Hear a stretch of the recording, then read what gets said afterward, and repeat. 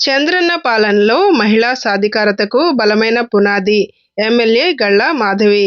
ఉమ్మడి ఆంధ్రప్రదేశ్లో అన్నా ఎన్టీఆర్ చంద్రన్న పాలనలో మహిళా సాధికారతకు బలమైన పునాది వేశారని గుంటూరు పశ్చిమ నియోజకవర్గ ఎమ్మెల్యే గళ్ళ మాధవి పేర్కొన్నారు.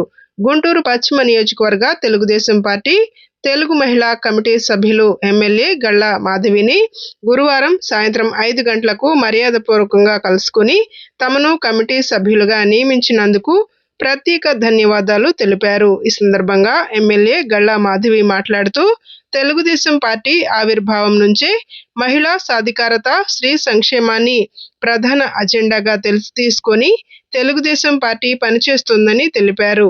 మహిళలకు ఆస్తిలో సమాన హక్కులు కల్పిస్తూ తెలుగుదేశం పార్టీ వ్యవస్థాపకులు నందమూరి తారక రామారావు మహిళా సమానత్వానికి నాంది పలికారని గుర్తు చేశారు.